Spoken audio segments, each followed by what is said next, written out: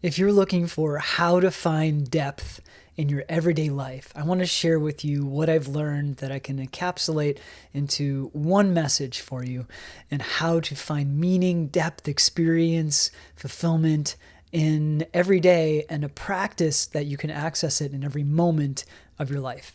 Now, I'm a celibate monk. I've been a monk for about 8 years now, and I've been a transformational and a spiritual path for about 17 years. I've done probably 30,000 hours of meditation. I've led transformational workshops. I'm a trained, licensed clinical psychotherapist. I've been doing that for about 20 years. So I've got a lot of experience both with helping other people and also transforming myself. So here's the number one thing I want to share with you today. Don't accept normalcy. Meaning, don't accept limited circumstances or limited results that you don't appreciate.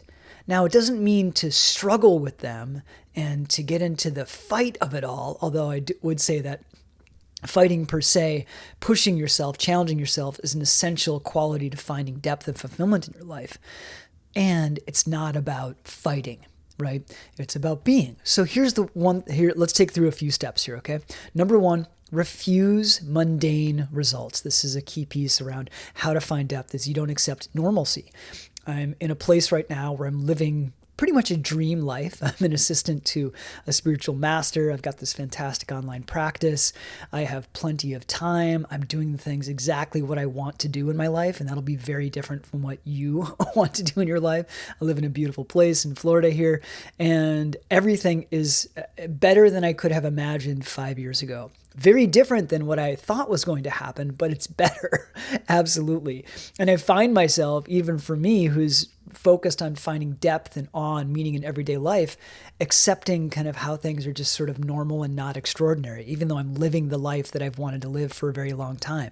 So that's about appreciation. So refuse to accept inner mundane results and outer mundane results. Because as soon as we do that and we accept the mundanity or the limitation, either as a feeling that we're having, like, I just feel fine or good, right? Or I'm like living a life, I have a career, I have a relationship that's just fine or good. There might be for yourself an erosion of your own standard because you've tried hard and you haven't gotten the result that you've wanted. In some ways, you've kind of giving up. That's sort of judgy. So I don't really mean giving up, but you've accepted a certain lower standard for your life. So look at if you have refused mundane results, or if you've accepted normalcy or accepted mediocrity in certain parts of your life. If your standard for what you once wanted has eroded, you have eroded it, or you've allowed it to be eroded, look at that and tighten it back up again. I mean, become clear about what it is that you want, which leads us into number two. Create intents that create what you want, right? So maybe you just make the declaration inside of yourself, I decide to find a way to be happy every day, to feel great, to have deep, meaningful relationships, to have a career or results in my professional world that are extraordinary.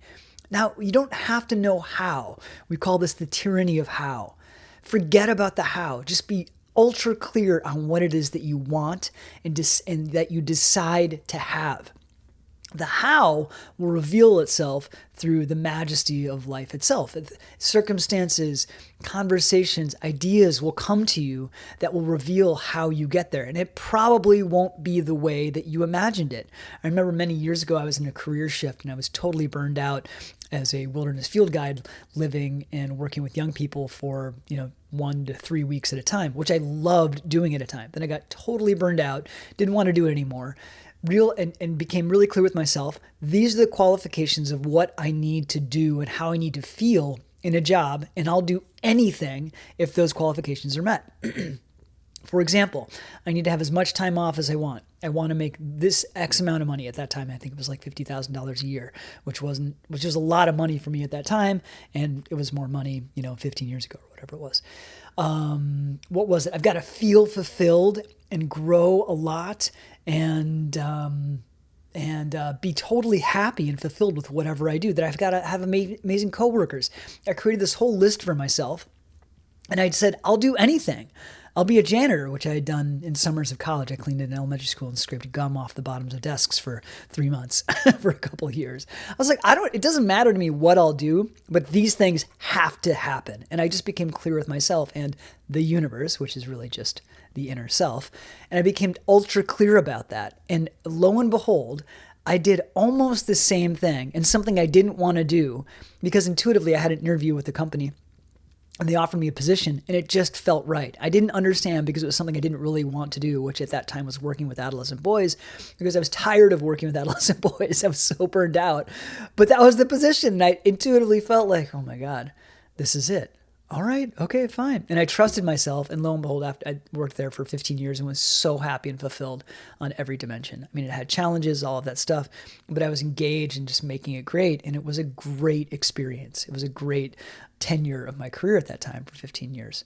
So you can create intents that create what you want, right? Be really clear about what it is that you want, create an intent, and then with action, while at the same time being tied into your intuition, take action on how you will get there. And you don't have to know how. In the moment, you're just going to take actions and you'll know like, oh, I've got to do this.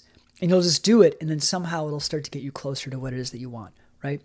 Thirdly, continue raising your standard with upgraded intents. What that means is notice if you've allowed your standard to erode in relationships or with results that you're getting in your life, and then continue to upgrade your intents based on your raised standard. You're like, you know what? This relationship isn't feeding me. And you've had lots of conversations with your partner about how things aren't working or how you expect things from them and how you're willing to do your own work. And it's just not working. Then maybe you need to step away from that relationship, right? Raise your standard and then see what your upgraded intent is. I remember when I was in romantic relationships, and one would complete in one way or another, and they all completed very beautifully, even though it was kind of heartbreaking. I'm still like connected to those people now and friends with all of them now. That I realized after getting out of a relationship that I had a greater intent, that I wanted a relationship to be more harmonious. I didn't want it to be so much work, that I wanted there to be more ease in the relationship. So when I got into the next relationship after completing one, that happened. There was more harmony, there was more connection, there was more ease. It didn't have to work so much. And they got better and better until I became a monk, and now I've got this amazing relationship with myself. Right? So continue to raise your standards and keep up with your upgraded intents that you have for your life. And number 4, be kind and be clear.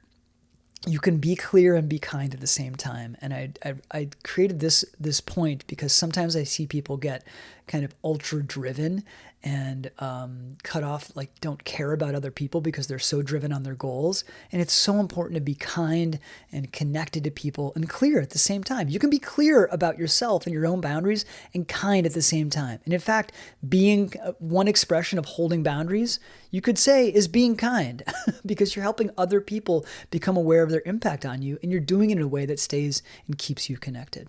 All right, well, good luck with this. Hit the subscribe and comment button if you'd like this content. I'll see you next time.